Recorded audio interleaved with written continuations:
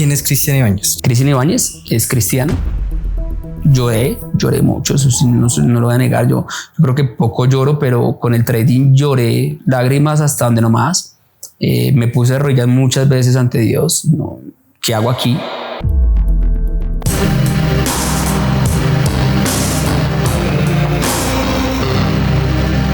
En este podcast queremos conocer un poco más de quién es Cristian Ibáñez. Ya conocemos que hace Sion Trading, pero queremos conocer más el businessman de Cristian Ibáñez. Entonces, hazte una introducción no como trader, sino como ser humano y como empresario. Cristian Ibáñez, y creo yo a nivel personal, que no se define por lo que hace, ¿vale? Al final, Cristian Ibáñez es un compendio de varios aspectos sociofamiliares que lo construyen a él, y es quien hoy en día es Cristian, ¿vale?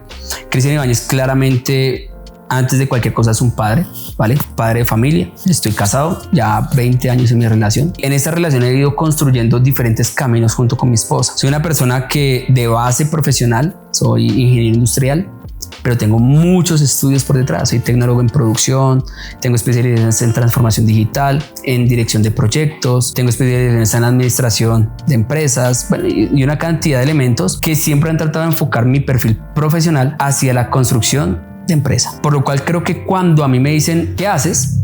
Y normalmente lo hacen con ese ¿quién eres? Definitivamente Cristian Ibáñez es un empresario. Mi enfoque y lo que me apasiona es construir empresa, y lo he hecho desde pequeño. Desde muy chiquito siempre he estado emprendiendo en diferentes cosas, ¿no? O sea, desde el típico vender en el colegio, fui de los que llevaban en la maleta escondía los bombón para vender. Hice mis chocolatinas para vender en el colegio. Creé una empresa que era para trabajadores también, llamada Yo Le Camello. Esta empresa se enfocaba mucho en tratar de ayudar a trabajadores independientes a conseguir trabajo. Claramente nace Sion Trading también como una empresa dedicada a tecnología en el sector de trading e inversiones. Existe como tal Laus, que está enfocada más allá del sector fintech, bancario, también en el sector de inversiones. Está FinvestMind, que al final es como una OTT, un Netflix también enfocado. Y siempre trata de eso, ¿no? Cristian es al final un empresario. Pero hay algo que pocas veces me preguntan y me gusta mucho resaltar sobre el quién soy, ¿vale? Y es que así como soy padre, soy empresario, yo no lograría ser ni padre ni empresario si primero no fuera hijo. Y algo de lo que admiro o más bien algo que me gusta resaltar es que yo tengo también una serie de bases espirituales. Cristian Ibáñez es cristiano. Rijo todos mis proyectos, empresas, negocios, mi familia y demás desde un concepto 100% espiritual, desde tener una dependencia de Dios y entender que Dios es el dueño de todo y que yo solo soy un mayordomo. Así que si me dicen ahora ¿cuál es tu profesión? Yo podría decir, soy un mayordomo. Toquemos un poco más ese tema que estabas hablando, y es ese ¿quién eras antes de todo eso que acabas de decir? En ese punto que te situaste de niño, que llevaba dulces en la maleta, ¿y qué fue lo que te motivó a hacer eso a tan temprana edad? Claro, yo creo que al final, y esto lo veía en mi coaching, y miramos que nosotros somos en muchas ocasiones reflejo de nuestros padres, ¿vale? O sea, nosotros repetimos patrones, ¿vale? Alguien que siempre me ha inspirado mucho, pues claramente mi padre y mi madre. Ellos son dos personas que se casaron a los 21 años y 19 años. Mi mamá tenía 21 años cuando yo nací, y desde ahí mi papá y mi mamá decidieron ser emprendedores, ¿vale? Son trabajadores independientes. Mi padre es ornamentador, mi madre es modista. Toda la vida ellos trabajaron de forma independiente para sacar su casa. Construyeron su casa, compraron su lote, sacaron adelante a su hijo, su hija, ¿cierto? Tienen sus cosas, pero todo el tiempo fueron independientes. Entonces, algo que recuerdo mucho es que desde muy pequeño, mi mamá siempre me dijo a mí, usted tiene que aprender a ser independiente, porque el día que yo no esté, pues, ¿qué va a hacer? ¿No? Entonces, esa frase. Entonces, desde pequeño ellos mismos inculcaron mucho el deseo de querer construir, ¿no? Construye. Tanto así que recuerdo que cuando yo estudié en el SENA, ¿no? El SENA es esta institución acá pública de Colombia, donde la gente cree que los que estudian ahí son de bajos recursos, pero realmente se estudia ahí porque son técnicos y tecnólogos profesionales. Me acuerdo mucho que en la entrevista me decían, ¿usted qué quiere hacer? Y yo decía, yo quiero construir empresa. Bien, ¿vale? ¿Para qué? porque quiero mantener a mi papá y mi mamá, ¿no? Entonces, desde muy pequeño vengo con ese enfoque de crear lo propio mío y no depender de un tercero. Siempre fue como el enfoque, como el sueño. Yo veo que tú buscas mucho siempre dar. Sí. Lo acabas de decir. Cuando te entrevistaron, quiero mantener a mis papás. Y tú, yo creo que por lo que veo, eres una persona muy familiar. Sí. ¿Ese ha sido tu enfoque? ¿Dar? Sí. Aquí vienen dos. Mira lo controversial de la vida, ¿no? Nuevamente, repetimos patrones, ¿vale? Mi padre es un hombre que, a pesar de ser un alimentador, también tiene sus estudios en el SENA, mi mamá también, pero él siempre ha sido un hombre de hacer negocios, ¿vale? Entonces él negocia con sus vehículos, hace negocios aquí, le trabaja a una empresa, a otra, y siempre es un hombre de negocios, ¿vale? Y él siempre mira, oye, ¿qué vendo y cómo lo cobro? ¿Listo? Pero en cambio mi mamá, por el lado, es una persona supremamente altruista, ya que ella tiene un enfoque muy espiritual. Entonces, desde que yo tengo memoria, mi mamá siempre está para dar al otro. ¿Cómo ayudo? ¿Cómo doy? Hace algo y no cobro, ¿no? ¿Para qué? Tranquilo, ¿no? Entonces, ese enfoque de dar me lo inculcó. Y mi papá por otro lado me metió en negocio. Entonces siempre dije, ok, tenemos que crear negocios que sirvan para dar a otro. Entonces, desde muy pequeño, vas a ver que todos los proyectos que yo he hecho nunca son proyectos pensados en Cristian Ibáñez como persona y como yo ganar, sino son proyectos que siempre apoyan a terceros. Por eso Yo Le Camello se enfoca en ayudar a trabajadores independientes que tienen su día a día económico y cómo les ayudo, ¿no? El tema de trading, cómo guiamos a personas que quieren avanzar económicamente y cómo les ayudo a ellos. Entonces, al final, el dar es supremamente importante, ¿no? Y por otro lado, también desde el punto de vista de mayordomía, si yo recibo y todo lo que tengo viene de otro, pues lo más lógico es dar. Sí. Porque si nada lo construyo yo, sino que todo viene para mí y me lo dan, pues yo también debo dar. Entonces es el concepto de dar como principio base para tener. Yo te hago una pregunta. En tu primera empresa, ¿cuál crees que pudo haber sido? O sea, el de dulces es un inicio, pero no podemos decir que es una empresa. ¿Cuál crees que fue la primera que tú dices, esta tuvo la estructura donde encontré el camino de cómo voy a construir esta empresa? El primer proyecto en el que iniciaste. Hay varios proyectos, pero creo que el primero y pasa a veces a la mayoría es que como me fui desarrollando laboralmente en diferentes empresas, al final me volví especialista en algo, que era el tema de consultoría en proyectos, ¿vale? Y en proyectos tecnológicos. Entonces podría decir que mi primera empresa fue Cristian Ibáñez como consultor, ¿vale? Entonces me independizo, ¿vale? Y empecé a ser un consultor de muchas empresas. Yo trabajé en algunas empresas del sector fintech, empresas del sector musical, empresas del sector artístico, empresas del sector de inversiones, empresas de diferentes sectores, incluso hasta de vehículos. Y mi enfoque siempre era cómo llevamos tecnología a esas empresas. Entonces nace la primera empresa, que es Cristian Ibáñez como empresa, ¿vale? O sea, formalizo mi empresa llamada Cristian Ibáñez. Y el enfoque era eso, apoyo a otros, pero no como un consultor que contratan como un tercero, sino contrato una empresa. Y en ese punto, si algún día no voy yo, pues puedo tener a alguien más que me apoye en la labor, ¿vale? Sí. Entonces podría decir que esa fue la primera empresa que creé. Ese desarrollo que tuviste con demás empresarios y con demás empresas para llevar a potencializar esas empresas en sectores tecnológicos, que en ese momento la tecnología era algo que estaba llegando prácticamente. Sí. ¿En qué año estamos hablando en ese momento? Estamos hablando de el primer trabajo que yo hice de consultor lo hice más o menos en el año 2010, 2011. Yo me trabajo así como de consultor. Sí, estamos hablando de que estaban empezando la transformación de las empresas. Total. El término de transformación digital era nuevo, ¿vale? 2017 que yo me retiro del sector privado para trabajar ya 100% de forma independiente. El término de moda era ese, ¿no?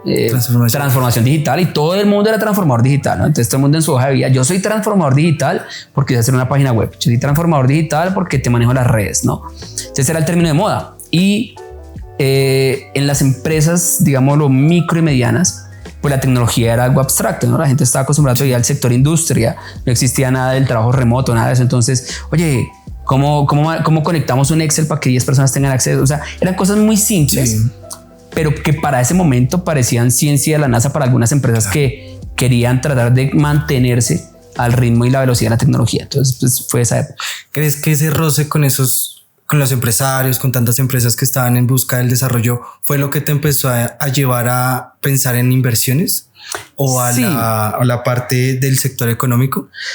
Viene un poco antes, ¿sabes? Yo trabajé en el año 2007, trabajé en una empresa de maquinaria petrolera, ¿vale? Okay. Yo era un auxiliar de diseño, ¿vale? Se diseñaban cabezales de pozo. Y recuerdo mucho que un día, te estoy hablando de 2007, o sea, te estoy diciendo que yo ahora apenas tenía 20 años. Sí. Y mentira, 18 años tenía yo para esa época. Y llega básicamente Ecopetrol, que acá en Colombia pues es una empresa, la empresa principal de petróleos, ¿no? Y ellos están haciendo la salida a buscar capital. Tenían un programa muy grande en ese año. Entonces vendieron acciones y paquetes de acciones a todo el mundo. Entonces en toda empresa hacían su charla. Entonces hicieron una charla ya, ¿no? Las acciones y tú inviertes y el dinero crece, interés compuesto y la fórmula de Warren Buffett y mira si hubieras comprado hace 5 años y serías multimillonario. Entonces desde ese punto para mí fue importante entender el tema de las inversiones. O sea, ahí lo conocí, ¿vale? Pero de esa empresa mi salto fue a un sector digital bancario. O sea, pasé a un sector muy industrial, había trabajado en sectores de industrias pesadas, a un sector 100% bancario. Entonces paso a trabajar en empresas donde primero hacían recargas de celular, después esta empresa se convierte en una SETP y demás, y me empiezan a mí a conectar con todo el sector bancario. Entonces ahí mi cabeza empezó a decir, espérame, ¿cómo funciona el dinero? ¿Vale? ¿Por qué estas empresas ganan tanto dinero? ¿Cómo funciona un banco? ¿Vale? Y hay un punto bien interesante de quiebre, que es cuando yo dije, no, esto es lo que tengo que aprender a hacer, porque las empresas suelen pagar tarde a los trabajadores o a los contratistas, ¿no? Me acuerdo mucho que esta empresa recibía capital, recaudaba mucho dinero, y en una reunión yo dije, bueno, pues si tenemos el dinero se paga, ¿no? Y el dueño de la empresa dijo, no, lo pagamos a los 5 días. Y yo dije, pues si tengo la plata ya, ¿por qué la pago ya? O sea, preferencia de pagarlo el lunes a pagarlo el viernes. O sea, son 4 o 5 días, pues no retenga la plata, ¿cierto? Uno pensando si está mal o no paga. Pero no, cierra la sesión y yo pregunto, ¿por qué 5 días? Y me dice, porque es que el dinero se pone en una fiducia y en 5 días me renta los intereses de pagar ese dinero. Yo, espérame, ¿cómo así? O sea, solo pagar 5 días con el dinero en una fiducia o en algún elemento de inversión me renta un interés que es algo que me toca pagar. Yo, wow, aquí hay cosas raras que todavía no entiendo. Claro. Pero entonces ya no se trata simplemente de crear trabajo o hacer algo a cambio de dinero, sino es cómo hago que el dinero y el manejo del dinero lleven a un ingreso. Claro. Entonces para mí eso fue un plot twist de la historia. Total, ahí ya fue un Cristian antes, un Cristian después. O sea, esto ya era muy pequeño para la época, pero en mi casa dije, estoy en el lugar equivocado. O sea, estoy sentado en el lado que no es. El lado que tengo que entender es cómo funciona el dinero, y eso no lo enseñan en ningún lado. Colegios, universidades, especializaciones, nadie me enseñó cómo funciona el dinero. Entonces ahí es donde cambia ese game changer básico mío. Es momento de pensar en otro. Entonces de ahí para allá todo mi desarrollo laboral era siempre pensando en cómo entiendo esto. ¿Cómo haces para desligar? Al final de cuentas, los CEOs siempre piensan en el crecimiento de la empresa. Sí. Por lo que estamos hablando, tú te caracterizas es por el crecimiento de las personas como tal, del trabajador como tal. ¿Cómo haces para separar eso? Dar ese cambio, decir, yo quiero trabajar, tener lo mío, pues, pero quiero que los demás también tengan, mis trabajadores, las personas que están conmigo en el mismo proyecto, en Xiom, en Laos. ¿Cómo haces para separar eso? Al final, digamos que la base está en la educación, ¿no? Entonces yo me educo en diferentes elementos y hay ciertos referentes que uno tiene que tener. O sea, si alguien quiere crecer, es difícil crecer cuando tú eres el primero de la fila. ¿Por qué? Porque no tienes visión, o sea, no sabes a quién alcanzar. Entonces eres tú contra el mundo, ¿vale? Pero cuando tú estás en la parte de atrás de la fila, tú tienes muchos referentes hacia adelante. Y en especial en la juventud, es un muy buen momento para ver eso. Entonces, cuando yo soy tan joven, yo empecé a buscar gente que estuviera donde yo quería estar. Gente grande, gente que estuviera muy arriba y escucharlos. Para esa época me acuerdo mucho que Alibaba como empresa se volvió moda. Entonces todo el mundo hablaba de Alibaba, la empresa china que importaba todo el planeta, ¿cierto? Y sale Jack Ma, ¿no? Jack Ma, el CEO y fundador de esta empresa, ¿no? Una persona que trabajó como empresario, trabajó en temas de hamburguesas, lo rechazaron, de todo. Y al final tiene una de las empresas más grandes en su momento del sector asiático. Entonces uno dice, ¿qué hace él? Y él da algunos consejos. Un consejo que él hace es que él plantea la vida como en 5 momentos, ¿vale? Y en uno de los momentos te dice que es momento de equivocarse, ¿vale? Y en otro momento dice que es momento de disfrutar. Pero cuando él da esa reflexión, él dice, lo que más me enseñó a mí a ser gerente es tener personas más grandes que yo. Si contrato en mi equipo personas que saben menos que yo sé, entonces estoy equivocado. Ok. Vale. Entonces viene una discusión grande y esto lo dice Steve Jobs, vale. También en una entrevista que le preguntan a él y a él le dicen, en una entrevista le dicen, ¿qué es lo que más ha aprendido en el sector empresarial? Y él llega ahí y dice, a que debemos invertir a largo plazo en las personas. Entonces tú dices, ¿a qué se refiere? Se refiere a que la persona, uno la conoce pequeña, pero las personas crecen en el tiempo. Entonces Steve Jobs tenía esa mentalidad de, en vez de contratar a los más grandes, era desarrollar a los grandes. Entonces cogía personas pequeñas y las desarrollaba para tener la mega empresa que hoy en día hay. Entonces al final pienso lo mismo. Digo, ok, tal vez no se trata solo de yo crecer, sino se trata de hacer que mi equipo crezca mucho más de lo que yo soy, para que al final ellos sean los que me jalen a mí y yo no tenga que estar arrastrándolos todo el tiempo. Entonces eso es lo que me hace a mí pensar mucho en que los demás crezcan para yo crecer, porque entiendo que al final es una cadena, ¿vale? Entonces en vez de yo crezco y tengo, no, pues que los demás crezcan y pues de forma, digámoslo, indirecta o directa, pues yo estoy creciendo de más, ¿vale? Y bueno, creo que es eso, creo que la base está en entender que cuando otro crece, uno crece. Tú creces también. ¿Qué errores crees que has cometido en este camino? Varios. Va a nombrarlos en diferentes orden de importancia. Va a decir del menos importante al más importante. El primero, el orgullo. Fue un error que me marcó mucho. Creer que yo me las sabía todas. Porque entonces tratas de construir empresas con tu visión y tu opinión. Yo sé que esto debería funcionar así y esto es así y esto es así y yo soy el que más sé y tiene que ser así. Y ese orgullo te cierra los oídos. Te tapa los ojos. Entonces hay problemas que no ves lo que otra persona te puede estar aportando. Entonces, ¿qué pasa? Te estrellas porque te vas con un conocimiento limitado que es el tuyo. Sí. ¿Vale? Entonces, definitivamente en el negocio de hacer dinero, de hacer empresa, hay que eliminar el orgullo completamente. Cero orgullo y es netamente colabore con otros y que otros colaboren contigo. Tú no tienes la razón, escucha y trata de sacar lo que mejor pueda a los demás. ¿Vale? El segundo error que yo creo que cometí muy fuerte con eso, y esto le pasa en especial a la gente muy joven cuando trata de emprender, es el egoísmo. ¿En qué aspecto? Creemos que mi idea es tan buena que no se la tengo que contar a nadie. Me van a copiar la idea. No porque esa persona que tal lo saque porque sí tiene los recursos y se me roba la idea. Las ideas no se roban, no se patentan. Lo que uno patenta es el cómo hacer algo, pero una idea no se puede patentar. Entonces ese pensamiento inmaduro, voy a decirlo así, de yo no cuento porque es que me van a copiar.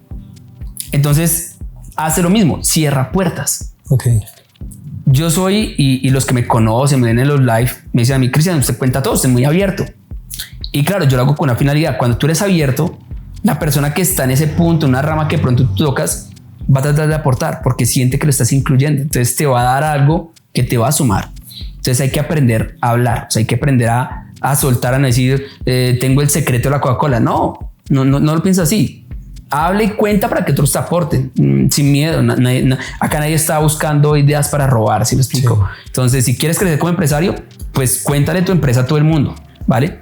Y el último y el tercero, y es contradictoria todo lo que hago, y el más importante, pensar en el dinero. Varios de los emprendimientos que yo hice de pequeño, o sea, empezando mi carrera profesional y demás, el único que yo pensaba es en cuánto dinero me iba a dar, cuánto dinero me va a dar, cuánto dinero me va a dar, cuánto dinero me va a dar.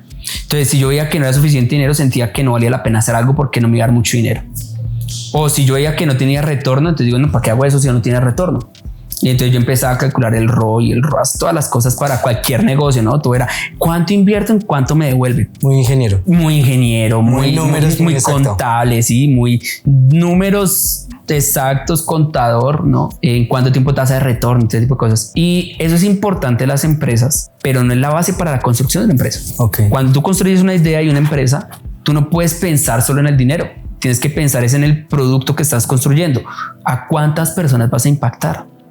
Entonces fue desconectar. Yo no hago esto por dinero, sino lo hago por crear un impacto. Mi enfoque es cree ideas que impacten a muchas personas. Entre más impacten, mejor.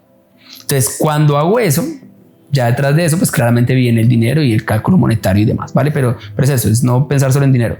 Muchas veces tuve personas, socios, que hoy en día podrían tener la mitad de todo lo que yo tengo, que hoy en día no están, porque en su momento la pregunta que me dijeron es ¿y cuánto me toca a mí? Antes de siquiera empezar. ¿Y en cuánto me van a dar eso? Entonces ese enfoque de cuánto me toca y cuánto me va a dar, pues les decía yo no sé, es un proyecto que está en cero, tenemos que construir, pensemos a unos 3, 4, 5 años, pero no, ¿y será que sí? ¿Será que no? No, tal vez no gano nada con eso. Bueno, hoy tendré la mitad de todo lo que yo tengo. Con eso que tú hablas, llevémoslo un poquito al punto de inicio de Sion Trading. ¿Sion Trading parte de una idea o de una necesidad? No, de una necesidad. Claramente. ¿Cómo fue? ¿Cómo fue ese momento donde tú dijiste, o sea, estabas muy abajo? Total. Muchas personas creen que crear empresa esto va a ser exitoso. Dinero. Voy a ganar dinero. Yo soy el nuevo Elon Musk del planeta. Y no. Crear empresa y en especial una empresa exitosa requiere muchos fracasos. Porque los fracasos es donde tú aprendes qué funciona y qué no funciona, ¿vale? Entonces, claramente, en mi profesión como independiente, en esta que te digo que soy consultor, empiezo a tener una racha muy buena, empiezo a asesorar grandes empresas muy grandes, tengo un buen ingreso, ¿vale? Pero llega pandemia. La dichosa pandemia. La pandemia cerró a todo el mundo. Yo no fui ajeno a eso, ¿vale? Entonces, se cierran contratos, porque todas las empresas caen en un punto de tengo que cerrar, la empresa empiezan a cerrar y demás. Y Cristian, ¿qué hago para cerrar? Y entonces empiezan a hacer preguntas diferentes cuando después dicen, pues no tengo para pagar a los consultores, claramente, claro. Así que echaba a los consultores. Entonces caigo en ese punto en donde me quedo otra vez en cero ingreso, cero clientes, ¿vale? Cero dinero y encerrados. Entonces uno dice, ¿qué hacemos? Yo ya sabía hacer algo de trading, pero no lo hacía de forma disciplinada. Así que nace esa necesidad de tengo que comer. Ok. Vale, o sea, tengo que comer. Y si no tengo clientes y nadie ahorita está contratando porque están en este proceso, y aunque claro, así es la pregunta de cómo manejar reuniones virtuales y demás, pero la gente no tenía plata. Entonces al final lo que sucede en ese punto es que digo yo, bueno, tengo que hacer trading porque el trading en teoría me permite a mí hacer dinero, ¿cierto? Pero la realidad es que no tengo plata para invertir. Ok. Entonces, ¿de dónde nace el dinero? Pues tengo que crear un producto que me dé una fuente de ingresos para poderla invertir, porque uno invierte lo que está dispuesto a perder y si no tengo, pues no puedo invertir. Sí, claro. Así que necesitaba dinero. Entonces nace de esa pregunta, acosotado, domingo, 4 de la tarde con mi esposa. Bueno, no hay plata. Sí, los domingos que son bien depresivos. Exacto, domingo depresivo, 4 de la tarde con la película Rambo en el canal, sí, o sea. Y entonces yo, bueno, ¿qué vamos a hacer? Entonces me entra una llamada de alguien y me dicen, usted hace trading, ¿no? Claro, supongo yo que están en el mismo proceso que yo, estaban en pandemia todos. Yo le digo, sí. Me dicen, ¿usted no enseña? Y yo, pues sí, yo enseño. Pero nuevamente mi concepto de dar, yo ya había educado como a 500 personas gratis. O sea, yo eduqué mucho sobre trading gratis a muchas personas. Y ese día me puede decir, no gratis. Ok. A ver qué pasa. Y así, claro, pero cobro. Sí, claro, ¿cuánto cobra? Y puse un valor. Tanto. Listo, no pasa nada. ¿Cuándo empezamos? Mañana. Es que yo, ok, me pagan y yo lo primero que digo es, si voy a educar, tengo que hacerlo como yo era quería aprender. Entonces nace un negocio. Ok. ¿Vale? Entonces estructuro todo un curso, estructuro y creo módulos, creo material que debemos entregar, hago toda una estructuración completa del producto, ¿vale? Y entonces lo primero que pienso es, bueno, ¿cómo masifico esto? O sea, tengo uno, pero he educado a 500 y esta persona me dijo que sí me pagaba este monto, por lo cual quiere decir que hay personas que quieren aprender eso y que están dispuestas a pagar. Entonces, lo básico, redes sociales, empecé a mostrar lo que yo hacía, no sé qué es más, la gente empieza a venir, entonces yo inicialmente dictaba cursos, entonces era una academia de trading más convencional, de esas nacen más o menos unas 500 al día, ¿vale? El que cree que sabe mucho y enseña, ¿listo? Entonces si nace así, ¿vale? Así avanza más o menos 4, 5, 6 meses, yo empiezo a tener resultados en mis inversiones en trading y nace una pregunta pequeña y es, los brokers tienen algo que llaman los IB, o sea, básicamente introduce el broker y las personas se afilian con un broker, ¿vale? Yo como opero mercados reales en Estados Unidos, futuros, que es un mercado 100% real, pues ese concepto no existe, ¿vale? No existen comisiones. Entonces uno dice, ok, ¿cómo llego? Y veo que la plataforma NinjaTrader 8, que es un broker también, veo que hay personas que crean sistemas y los venden. Yo ya había pagado unos grandes. Okay. Entonces mi pregunta fue, ¿cómo puedo vender mi sistema? Entonces, en vez de yo pensar en seguir dictando cursos, dije, ¿cómo creo un sistema que yo pueda comercializar? Claro. Empezó la búsqueda. Eso fue más o menos 1 mes y medio buscando, 2 meses en foros, preguntándole a uno, al otro, todos diciéndome, no sé. Yo traté de buscar teléfonos de comerciales. Me acuerdo mucho que me contacté con un comercial de México y le dije, yo quiero vender productos dentro de ustedes, dentro de broker. Y él me dijo, sí, claro, tiene que ser un vendor. Yo, bueno, ¿qué tengo que hacer para ser un vendor? No. Cualquier empresa puede serlo, siempre y cuando tenga una empresa constituida, tenga una página, unas redes, un producto y empieza a darme una serie y tiene que firmar un contrato aquí en Estados Unidos. Entonces dije yo, ok, pues no suena tan difícil. Sí, claro, no. No, ¿por qué no? Entonces empecé a construir todo eso en cuestión de mes y medio, un mes más o menos.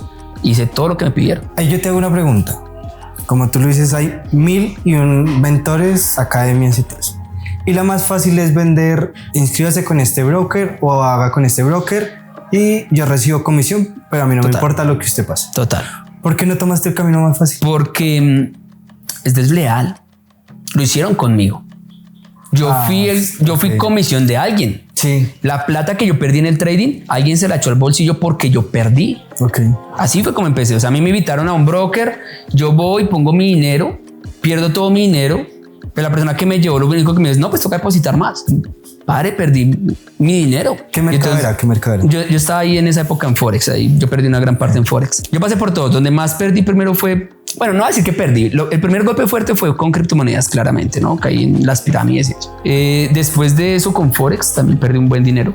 Y yo veía pues que la persona que me decía a mí, yo hice lo mismo que él como mentor mío, pero yo no gané dinero y él seguía viviendo con poco de plata. Claro. Entonces, ¿y qué está haciendo si está haciendo lo mismo que usted? Entonces, cuando me vine a entrar, pues que claramente él era un IB y los IB es sencillo. El negocio de los IB, en especial en el mercado de CFDs, es un negocio demasiado oscuro. O sea, es la guerra del centavo, porque cada persona que yo llevo a un broker pagan y pagan muy bien. A mí me han llegado a ofrecer, no sé por qué los brokers se han preparado donde vean esto. Pero rico. Rico. Los brokers no le pagan por 3 cosas. Por cliente que uno lleva al broker, sí, por capital que depositan, por un porcentaje de la comisión que ellos de cada transacción que hace el usuario y el más oscuro, el PNL, por la cantidad de dinero que pierde esa persona que abre la cuenta. Entonces, muchas personas lo que hacen es crean una comunidad, la llevan a un broker, le dicen deposite $500. En ese momento ya el broker le ha pagado por cada persona alrededor de $150, $200 por persona que depositó. La persona le dice, haga muchos trades. Entonces el broker cobra una comisión de cada trade que está alrededor de $3 a $7 más o menos. Y el introducer broker cobra hasta un 40 o un 50% de eso. Entonces gana comisión por cada transacción que cada uno hizo. Y por último, cuando pierden dinero, el 50% de ese PNL que gana el broker lo gana la persona que lleva al cliente. Entonces, ¿qué hacen? Claramente el curso, tomen mi link, abran en el broker. Yo facturo por cada uno que abrió, pongo ese dinero en una cuenta, la quemo intencionalmente, todo el mundo quema el dinero y yo cobro la mitad de lo que todos quemaron. Y es un negocio muy ácido. Y redondo. Redondo, divino, para el que quiera robar. Así de sencillo. Y curiosamente los brokers ofrecen eso de forma directa. O sea, hay brokers que a pesar de que estén regulados, llegan a ofrecerte eso de forma directa cuando tienes una comunidad valiosa. Entonces, yo fui un estafado. Claro. Entonces claramente eso me dijo, yo no voy a hacer lo mismo. No voy a hacer lo mismo. No quiero dañar mi imagen. No quiero incomodar a mi familia. No quiero estarme escondiendo. No quiero estar cambiando cada semana de broker. Y no iba por ese lado. Quería hacer las cosas bien. Y yo dije, hay personas que ganan realmente en esto. Pues vamos a hacerlo bien. Sí. Y a ver qué pasa. Yo ahí tengo una pregunta porque también se une en esa parte de en redes sociales se ve mucho que los robots no hacen dinero. Sí. ¿Qué robots no hacen dinero? O sea, ¿cuál es esa parte oscura que las personas dicen? No, es que a mí el robot me quemó la cuenta. Lo que pasa es que las personas quieren una herramienta o máquina que te haga dinero. Ok. Vale. Si existiera una en el planeta que funcionara, todo el mundo sería millonario. Sí, claro. Sería el producto más exitoso del planeta. O sea, ¿quién va a comprar Coca-Cola cuando puede comprar algo que le genera dinero? Entonces no existe. ¿Qué es lo que pasa con los robots de trading? Viene ese universo del trading algorítmico. Sí. Es una rama de todo el concepto de inversiones que lo que hace es automatizar la ejecución de tareas, ¿vale? Yo leo el precio, veo oferta, demanda, cualquier cosa y bajo un parámetro disparo y gano dinero, ¿vale? Entonces, esos sistemas tienen tasas de asertividad, ganan y pierden, ¿vale? Pero hay un truquito para hacer que ganen de forma muy agresiva durante un periodo. Y eso existe desde el concepto de los casinos. Y es el famoso martingala. El martingala es un mecanismo que se usa en el casino donde tú siempre depositas una moneda en la misma máquina y bajas la palanca y bajas la palanca porque probabilísticamente en algún punto vas a ganar. Ok. Entonces lo que se hace en martingala es que tú haces una apuesta. Si pierdes, apuestas el valor de la pérdida más 1 para que con una sola ganancia recuperas todo lo perdido y quedas positivo, ¿vale? En el trading se hace mucho eso, en especial en el mercado de Forex y CFDs. Entonces los robots martingala, ¿qué hacen? Toman un trade, sí. Si pierdo, tomo el siguiente, pero arriesgo lo que perdí más un poquito más para quedar positivo. Okay. Y lo hago de forma infinita. Entonces, ¿qué pasa? Claramente, si él va ganando, pues va ganando muy bien. Si cae, con un solo trade positivo que tenga, recupera todo. Entonces vuelve y da un salto gigante a la cuenta. El problema de eso, ¿qué es? Para que funcione, tu billetera tiene que ser infinita. Si tienes 10,000, va a llegar el momento en el que te va a quemar, porque empieza a apostar la pérdida y si volvió a perder, entonces ya no apuesta el 2, sino 4. Y si pierdes, entonces ya no es 4, es 8. Y empiezas a hacer una apuesta. Entonces, los robots que más estafan hoy en día son los martingala. ¿Por qué? Porque son robots que muestran curvas de crecimiento divinas. Son esas empresas que uno dice, uy, me ofrece un 5, un 10% fijo mensual, porque se ve así la curva. Pero el día que quema absolutamente toda la cuenta. En un día fusila cualquier capital. No hay suficiente capital que soporte un martingala. Y de eso, lo que más abunda y lo que menos debería adquirir la gente. Vuelvo a hacer la misma pregunta. ¿Por qué no crear uno de esos? Porque son los más virales y los que más venden. Sí. ¿Por qué no crearlo? Porque nuevamente lo mismo. Es lo mismo que ser un IB o que dedicarse a vender una estafa. Va a llegar el punto en el que van a perder. Y cómo espiritualmente me voy a controlar haciendo que otra persona pierda. ¿Crees que esa es la parte que te ha llevado al punto que estás a tener lo que tienes? La parte espiritual y el no intentar estafar. Total. Miren, si tú me preguntas a mí, personajes, ¿vale? Personajes en los cuales uno se inspira y demás. Mucha gente ama la historia de David y Goliat, ¿vale? El pequeño diciendo al gigante, ¿no? Yo por el contrario amo la historia de José. José es el esclavo que llega a ser la mano derecha del rey de Egipto, ¿vale? Sí. ¿Cómo llegó allá? Lo curioso fue que llegó haciendo negocios. O sea, él tiene oportunidades y administra. Él tiene una oportunidad en la que él es el administrador. Y bueno, y su jefe le va a administrar absolutamente todo lo que tiene a su alcance. Pero hay una situación específica de ese momento. Y es que la esposa de Potifar, ¿cierto? Llega y le dice que quiere estar con José. Y José no está con ella no porque no pueda.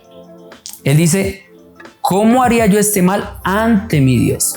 Prefiero no hacerlo. Y él no comete pecado, no falla, huye de ese momento, de ese lugar que era una tentación, ¿vale? Por no fallarle a Dios. Como recompensa termina preso, pero como recompensa de Dios termina siendo la mano derecha del rey de Egipto. Entonces mi concepto es similar. Sí. Prefiero huir de lo que está mal, no porque no me dé dinero, sino porque yo le estaría fallando no solo a la persona, le estaría fallando a Dios, ¿vale? Prefiero tener una recompensa, quieran llamarlo divina, espiritual, ¿cierto? A que simplemente el dinero. El dinero va a llegar y todos los días imprimen más, así que no es un problema conseguir dinero.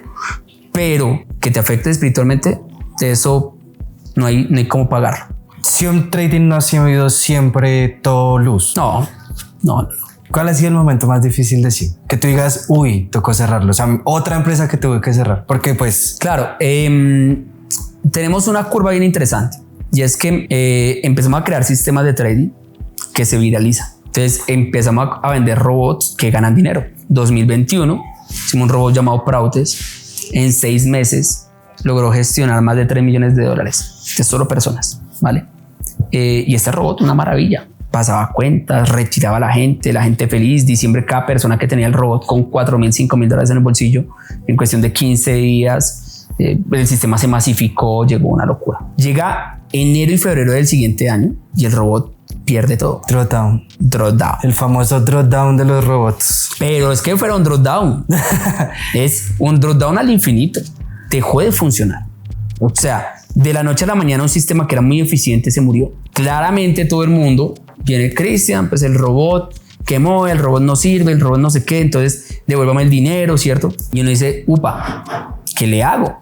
Y empiezo a revisar el robot y no encuentro nada, o sea, funciona, o sea, sí. Hablando desde el punto de vista tecnológico, lo que tenía que hacer lo hacía, pero ya no funciona en el mercado. He aprendido lecciones importantes. Es la parte, ¿cómo lo gestionaste? Primero como empresario y segundo como persona, porque era tu primer fracaso en Siempre. Sí, claro, pero como empresa hay algo que aprendí en el sector bancario y el sector bancario es muy claro con los riesgos. Lo tiene por todo lado escrito. Yo tenía claro por todo lado que había un riesgo de pérdida. O sea, todo el mundo lo sabía. El resto de las personas, acá se puede perder. Ahora, ¿cómo lo compenso? Porque te estoy dando conocimiento para que tú lo hagas a mano. Me tienes a mí, puedes superar conmigo en tiempo real y demás. Así que es una forma de sopesar la pérdida del robot, ¿vale? Entonces le ofrezco eso. O sea, te estoy dando un producto que no es solo el robot, sino algo más, sí. ¿Vale? Obviamente no quiere decir que la gente quedó feliz. Mucha gente quedó de mal genio, mucha gente quedó triste.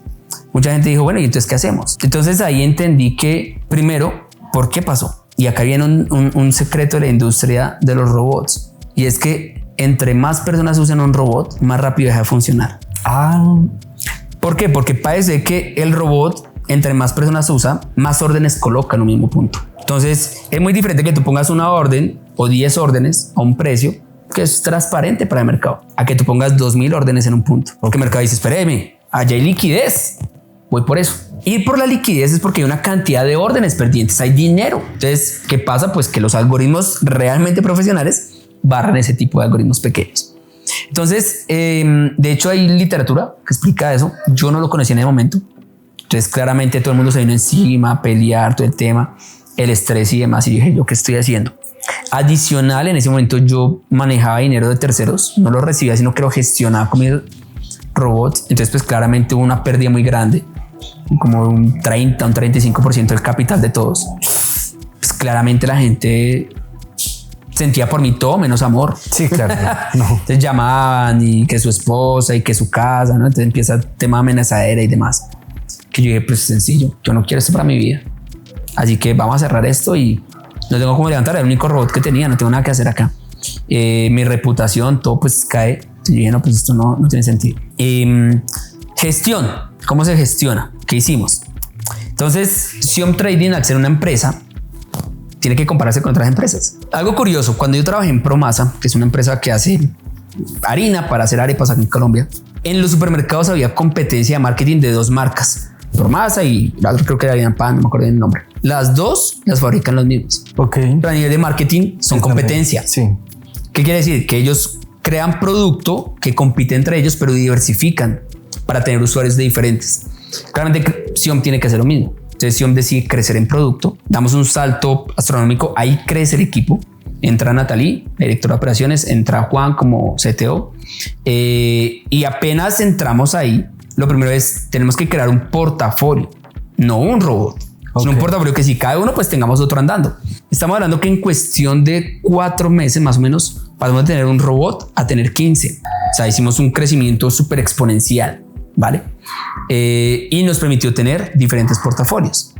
Yo ya teniendo portafolios, las personas tenían, ok, si uno no funciona, tengo otro. Por otro lado, la carga de los usuarios, se reparten muchos robots, ya no nos ven a todos al mismo tiempo. Entonces, bueno, ya empezamos a gestionar. Entonces, la solución del problema fue sencilla. Entender y crear un producto que resolviera la nueva necesidad. Pero esa presión que sentiste en ese momento, ¿por qué no cerrar? Era el momento más fácil. Era más fácil salir corriendo que seguir luchando y programar más, pensar más. O sea, ¿qué te motivó? No desde la parte empresarial, sino desde la parte del ser. En ese punto, en ese momento álgido. Entonces, esto va a sonar un poco contra lo que dije ahorita, pero yo nunca me rindo. Ok. No hay por qué, ¿vale? No hay nada que yo crea que no pueda hacer. Todo lo puedo en Cristo que me fortalece, ¿vale? Entonces, desde el punto de vista, estoy en un estado en el cual digo yo, bueno, dejo todo aquí. Sí. Es la y más ya fácil. Se acabó. Yo ya sé hacer trading, ya tenía capital, ya ganaba dinero y demás. Simplemente vuelvo y empiezo con mi trading y ya. O digo, no, esto me queda grande a mí. O sea, no puede ser. Un reto personal. Es un reto personal. Entonces entro en una crisis, porque sí me pasó una crisis, pero la que me levantó mucho de ahí fue mi esposa. ¿Ahí eres papá? No, ahí solo estaba casado con mi esposa. Ok. Entonces claramente le digo a mi esposa, no, pasó esto, podemos cerrar y más bien vuelvo a hacer esto, yo no quiero esto, no sé qué. Cierto, me rindo con esto, qué pereza tener a la gente así y demás. Cuando ella me dice, pero creaste algo que funcionó. Yo sí, pues vuélvelo a hacer. Yo, no, pues no es como inflar, soplar y hacer botellas. O sea, pero tenía razón. Sí. Ya lo había hecho. ¿Por qué no volverlo a hacer? O sea, ¿por qué no repetir la forma de crear otra vez algo que funcione? Entonces ella fue la que me impulsó y me dijo, tienes que creer en ti. No te puedes rendir. O sea, no puedes echarte para atrás. Después de ese punto, ¿crees o cómo haces para pensar en que cada cliente es una familia, son sueños, son ilusiones? Porque al final de cuentas es un sector real, supremamente delicado. Total. Porque estás trabajando con la emocionalidad y con los sueños de las personas. ¿Cómo haces para mantener esa tranquilidad? Porque pasó en ese momento. En ese momento pasó eso. En ese punto nosotros tuvimos que hacer como un análisis de producto, marca, ¿vale? ¿Quién es Xiom Trading como empresa? Sí. ¿Qué es lo que vende? Y claramente qué necesidad ataca. Mucha gente cree que el trading ataca la falta de dinero.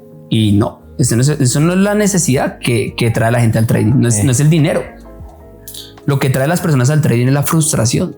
Si las personas no estuvieran frustradas con su estilo de vida, no querrían tener más. Ok. Entonces está el que se frustra porque está cansado de ir a trabajar 8 horas. Está el que se frustra porque no tiene cómo darle a sus hijos todo lo que ha soñado. Está el que se frustra porque le toca coger bus y quiere tener carro. Está el que se frustra porque tiene que pagar deudas. Está el que se frustra porque lo humillan los cercanos que tienen más dinero.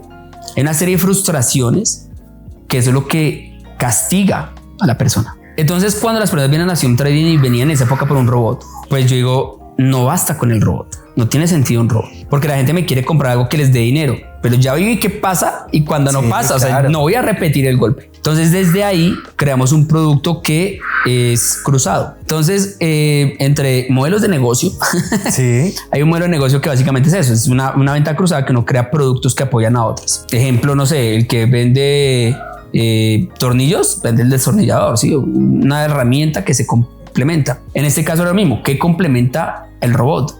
Entonces necesitamos una mentoría. Okay. Entonces nace el concepto de acompañamiento personalizado. Somos los únicos en el negocio que lo hacen. Correcto. Somos el único que hace lo que nadie quiere hacer. Ningún mentor quiere llevar acompañamiento personalizado porque tiene que entender la historia personal de cada usuario y lograr convertir eso en un éxito. Y ya por si la presión de crear empresa y hacer logro uno mismo para cargar con la presión de un tercero. Entonces nadie quiere hacer eso. No hay una empresa en el mercado que dé acompañamiento personalizado. Hay videos, cursos y alguna charla, pero un acompañamiento personalizado nadie.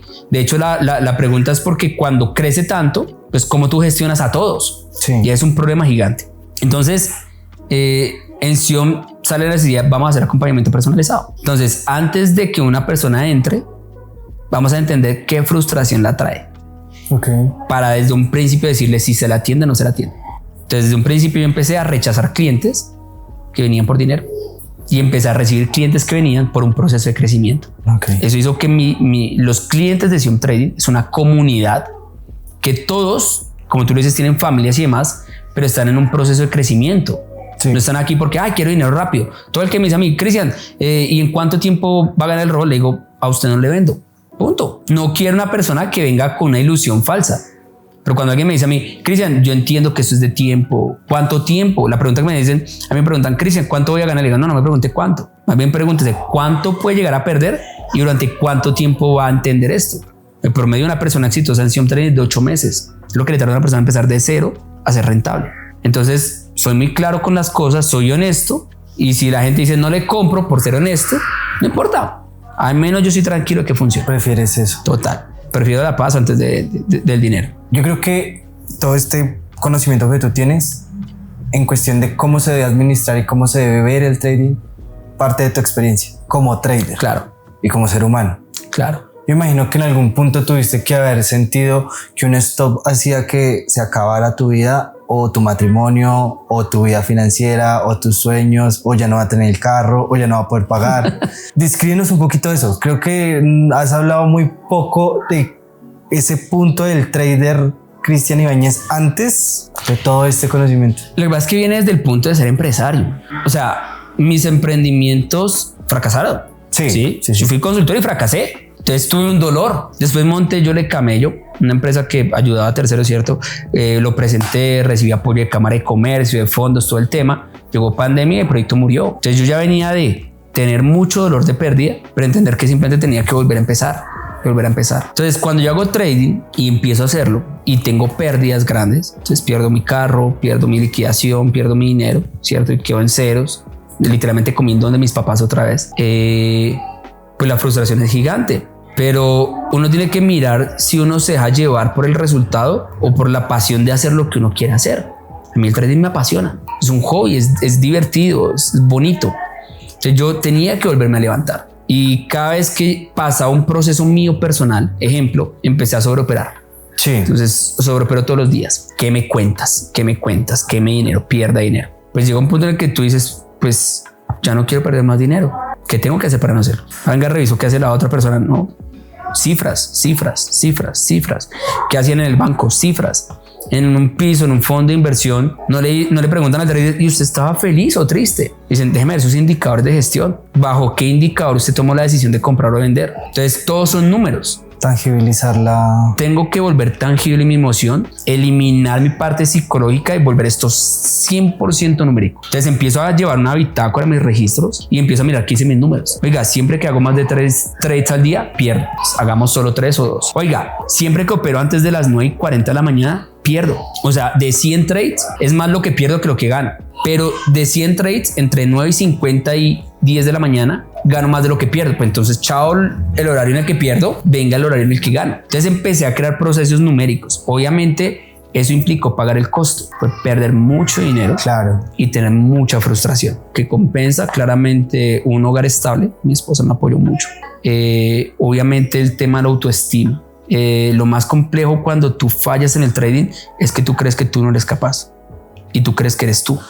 Por eso la gente dice, son mis emociones, Cristian. No, no son tus emociones. No eres tú el problema. El problema es una tarea que estás haciendo mal. Algo tan simple como hacer un trade al día te lleva a la rentabilidad. Algo tan simple como gestionar bien el riesgo te lleva a la rentabilidad, pero no eres tú. Es una labor que tú no sabes hacer. Aprende a hacer eso. Entonces elimina la parte emocional y enfócate en la parte práctica, ¿vale? Entonces hice ese cambio y soportar mucho el tema de frustración. Obviamente lloré mucho, eso sí, no lo voy a negar. Yo creo que poco lloro, pero con el trading lloré lágrimas hasta donde no más. Me puse de rodillas muchas veces ante Dios. No, ¿qué hago aquí? Sí, dígame qué hago aquí, que yo no entiendo qué hago aquí, no puedo, pero quiero. Entonces tuve que soportar eso, ¿vale? Pero creo que es el costo de lograr el éxito. Yo creo que cualquier persona exitosa, y no solo en el trading, en cualquier cosa, primero tiene que sufrir un poquito, ¿vale? Porque tiene que entender y tatuarse en piel lo que está haciendo. Después de todo esto, llorar, frustraciones, empresas cerradas, todo. Para ti, ¿qué es el éxito hoy? Cristian Ibáñez, Nación Trading. Sí. Yo creo que el éxito es lograr desarrollar aquello que te apasiona, que te da paz y que aporta a alguien. Si tú logras hacer eso, tú eres exitoso. No importa cuánto tengas. No importa nada de lo demás. Simplemente importa si tú estás aportando a alguien. Y si tú logras hacerlo de forma apasionada y que te genere paz. Entonces, Cristian Ibáñez, ¿considero que soy un padre exitoso? Sí, tengo 2 hijos divinos. Les pregunto constantemente, ¿son felices? Sí, papá, soy feliz. Le estoy aportando a él todo lo que puedo. Todo lo que puedo. Educación, lo que sea, lo que necesite, tiempo con él. Esto me da tiempo para estar con mis hijos todo el tiempo que yo quiera. A la hora del almuerzo voy y los acuesto, así que estoy con ellos, ¿vale? Entonces les estoy aportando. En mi matrimonio igual. ¿Cuánto le aporto a mi esposa? ¿Vale?